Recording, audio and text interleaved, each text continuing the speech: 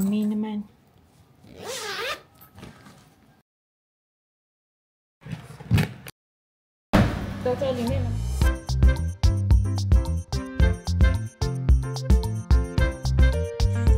Hello youngsters! It's summertime again and school break na naman here in Taiwan. So here we are, road trip naman kami. This time we are heading south of Taiwan. We're going to Canting in Pingtung County. So from Taipei, it's about 7 to 8 hours drive ang aming gagawin.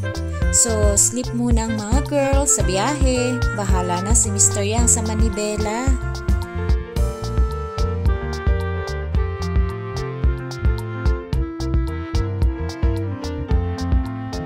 After 4.5 hours of driving and on the road, andito na kami sa Tainan and we're going to check out the biggest 7-Eleven in Taiwan. It opened last June 2024. So tignan natin ano bang meron sa pinakamalaking 7-Eleven.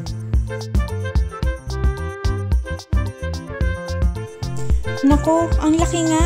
It looks like a grocery pala. Aba, at meron pang bar ha at mga food kiosk. Since malayo pa ibabiyahe namin, we decided to have lunch here na lang kasi sobrang gutom na rin namin eh.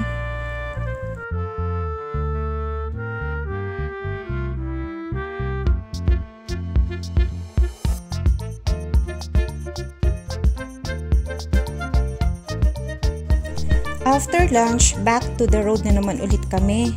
Need pa to drive for another 2 hours to reach Canting. At heto na nga, after 2 hours finally, andito na kami. FYI, Canting is a national park located on the Hengchun Peninsula of Pingtung County. If you don't own a car or you doesn't want to drive by yourself, you can reach Canting by high-speed train from Taipei to Kaohsiung, then take a bus going to Canting area.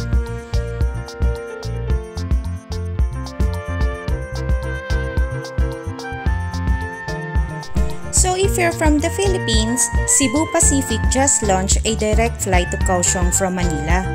So kung gusto mong maiba naman yung vibe and kung sawa ka na sa Bohol or sa Boracay and want to explore southern part of Taiwan, di ka na mahihirapan. You don't need to touch down in Taipei just to come here. And I've heard mas mura ang fare if you're coming here from Manila. So halika, try mo na!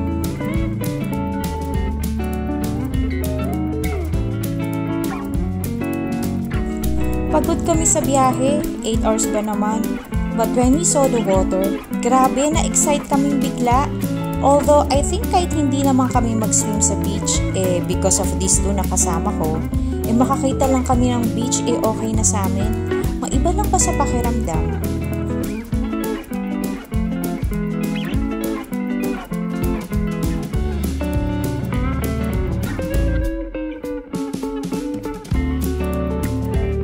Wala akong masyadong nakikitang matataas na building. Wala na nga talaga kami sa Metropolitan. But look at the mountain and the sky. Grabe, ang ganda!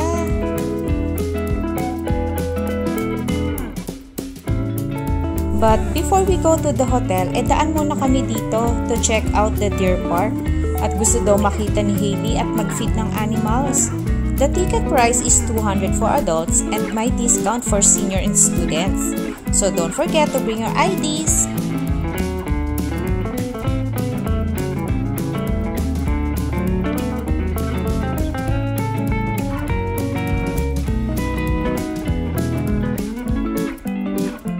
In here, there are only 2 types of animal ang makikita. Ang capybara and deer.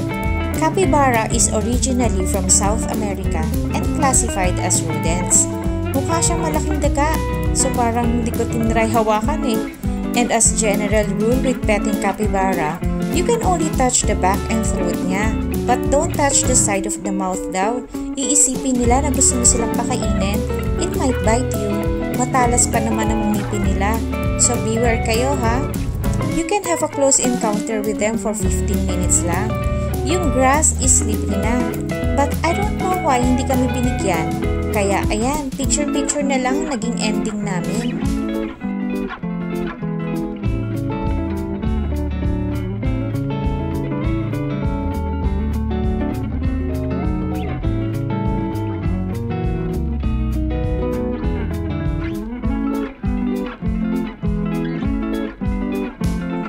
While nagpipicture si Hailey, bigla na lang sila nag-alisan. Pupunta dun sa may water. Siguro sa sobrang init, gusto nilang maligo. I told my husband to touch it pero hindi daw niya kaya hawakan. Ang duwag, kaloka.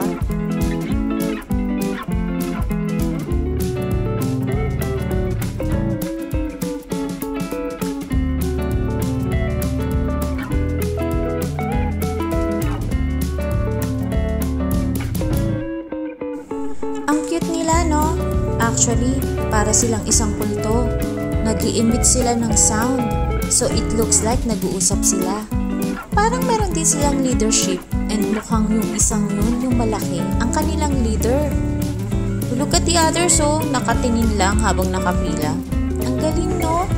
Waiting ng approval from the leader when sila pwedeng maligo. Kung titignan, para silang mga student at may isang teacher.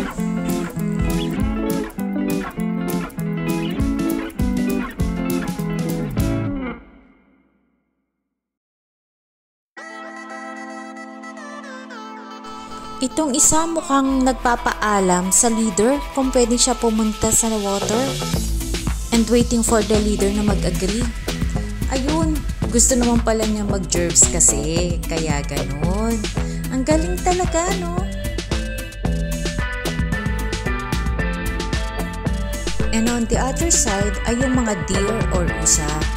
You can also pet them and the food is already included sa ticket.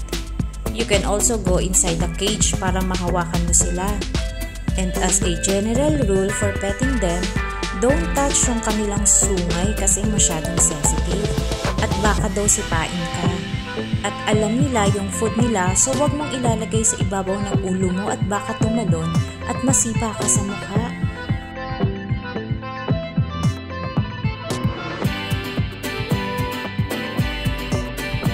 So, ayan yung food nila. Since 3 tickets kami, 3 din yung binigay sa amin.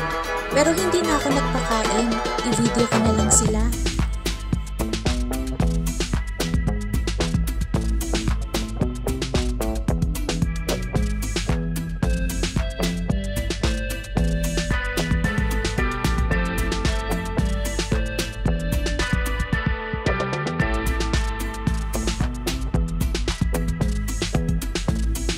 Sabi ng anak ko, pasok daw kami.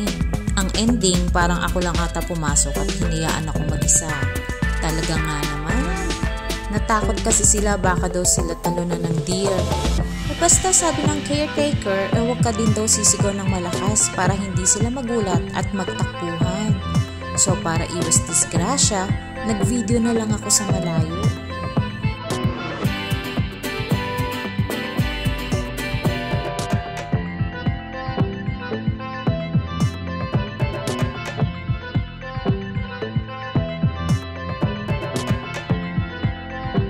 While nasa loob pa ako, may isang bata hinabol niya ng maraming deer. Ayaw pa kasi niya ibigay yung food eh. At ayun, nakagat nga sa likod. Umiyak na tuloy, kawawa naman. Nako, kaya halika, labas na tayo.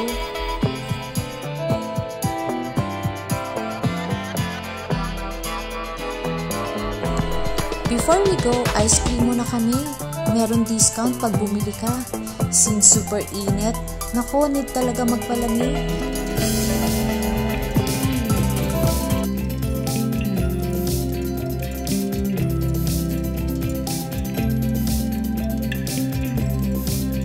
So youngsters, after Deer Park, we went to our hotel to check in. But wala kami sa record, so ang ending, nilipat kami sa ibang hotel. Hindi ko na na-video kasi asam na ako. So we just put our bags inside, nag-rest ng konti, and change outfit. Now we're going to check the beach area. So from our hotel, walk lang ng few minutes, and tanan! Welcome to Genting Beach! The sand may not be as white as in Boracay and Bali, but this is the best na in Taiwan. Hindi rin siya powdery sand, parang granules. But for the Taiwanese, it's already beautiful. Sa Taiwan, we only have 3 months to enjoy the hot weather.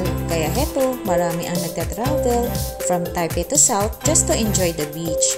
We have a beach area in Taipei like the Fulong Beach, Baisawan, but it is not a white sand and medyo malakas ang alon even in summer. So parang di mo naman may enjoy ang water. The water here is so calm na makakapag-swim ka. But wala nang masyadong nakabikini at swimming trunks. Hindi na kasi masyado maaraw. Sa tanghali, I'm sure madami yan kasi mga nagpapatan sila. For us na mga Pinay beauties, tamang picture na lang muna kami and enjoy the sunset. So, ayan youngsters, after beach, nag-night market kami to have dinner. Hindi na ako masyadong nakapag-video, nalasing na ako eh. Ang daming tingdang cocktail sa kalsada. Buy one, take one pa. So hanggang dito na lang muna, pagod na rin ang mga beauties namin. Rest na kami after this. Wait for my next part of the vlog ha. This is your friend, Jaja Yang from Taiwan with Love.